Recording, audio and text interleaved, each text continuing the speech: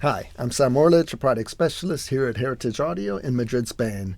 Today we'll be doing a short video going over the features and the connections for the TUBESESSOR, an optical tube compressor. Now I'd like to go over the different connections on the back of the TUBESESSOR. As you see, it's actually quite simple here. But the first thing you're going to want to do is, well, first you're going to want to decide what's the voltage for your country. You know, here in Europe, we're at 220, but in the States, 120. And you've got an option here on the back. It's actually built into the fuse holder. You just pull it out and switch it, turn it around if you have to change to accommodate for the voltage for your country. But do figure that out before even turning it on or plugging it in. Okay. Once you've decided that and you've set that correctly, then you're just going to slip in a simple IEC cable here into the back, turn it on, and it's ready to go. Now let's give an example. For example, maybe you're recording a vocal, okay? So you've got your microphone plugged into your preamp, and then you're going to come out of your preamp, go into the input, take your XLR cable, plug that into the back, into the balanced input, Nutric input. Okay. Then what you're going to do is you're going to take the output, so you're going to need the female connector of an XLR cable, slip that in there, and then you're going to take the other extreme from that cable and plug that into any available input you have on your sound card. And then obviously select the correct input in your DAW. And you're ready to go there. How about another example? Maybe you want to process an already recorded signal from your DAW session, maybe a bass track, for example, which really sounds exquisite through one of these. That's really easy. What you're going to do there is you're going to have to take a line output from your sound card, your interface. In this case, these are on jacks, so we take a balanced jack cable, slip it into that output, grab the other extreme from that cable, in this case a male XLR, slip that into the input to provide a line level signal coming from your DAW. Then you're going to want to take the output from the TUBESESSOR, plug that in there, and just grab the other end of that cable and plug that into any available input you might have. Now what you do is you have to obviously configure this in your DAW as an insert. So you take the send from your output, send it to the unit, process it, take the output from there, and return it back to your sound card.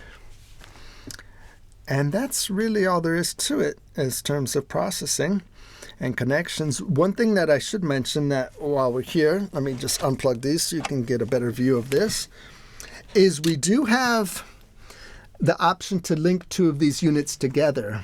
Now remember, to achieve that, you'll have to, on the front panel, you have to select on for the link section for both units, and then you just plug in a regular TS Amano cable, tip sleeve, into the link section of both units. And that way you're controlling it, so whichever unit would receive a larger or a bigger signal would be the dominating unit in that particular, and it would decide the gain reduction for both units. That way you're always making sure that you've got an equal gain reduction going on for both units at any given moment. Now I'll be going over the different features that the TUBESESSOR has to offer. First thing you're going to want to do is turn it on, and we do recommend leaving it on for at least a good 10 minutes before you start using it. As it is a tube-based unit, it's recommendable to let it warm up before you actually start using it.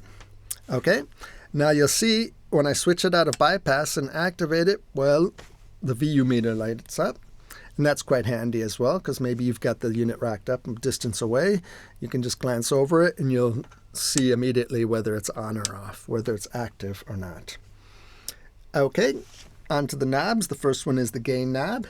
Here we've got a healthy supply of gain for recovering. It's actually gain makeup, so it helps you to recover any lost gain, any lost volume you might have had by applying, heavy compression. This knob also works in conjunction with the circuitry below, which is the tube saturation. Now you've got 4 different positions on this switch. varying from classic, which is no tube saturation at all, just a very clean, pristine, high-quality, transparent unit. Or the first option is mild, then medium, and finally hot. Varying degrees of tube saturation, so you can control exactly how much you want the signal to saturate, create extra harmonics. And like as I mentioned, these two knobs actually work together. So depending on the position and how hard you force it, you can achieve more or less grit and texture. Okay?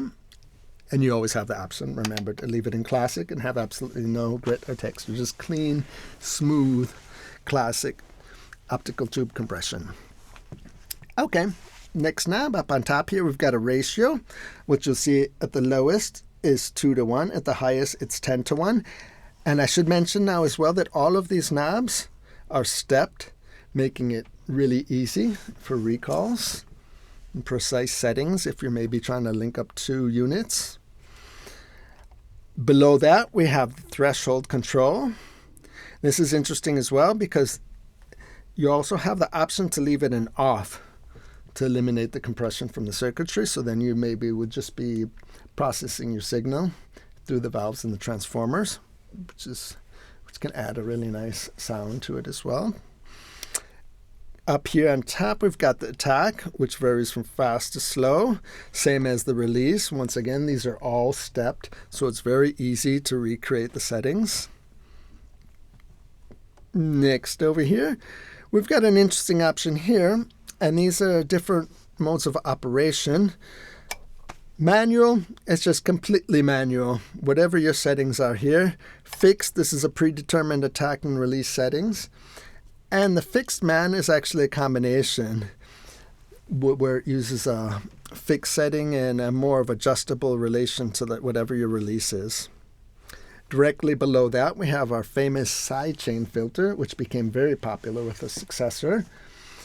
And to be honest, this is a very nice sidechain section here where it gives you some really creative options.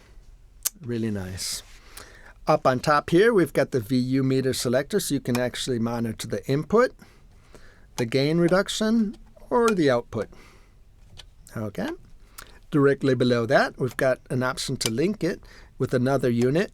And if you were to use two of these for maybe to process a stereo signal, or maybe even on your stereo bus, you would leave it in on. And then whichever unit receives the most signal at any given time would be the unit which would be determining the gain reduction for both of them.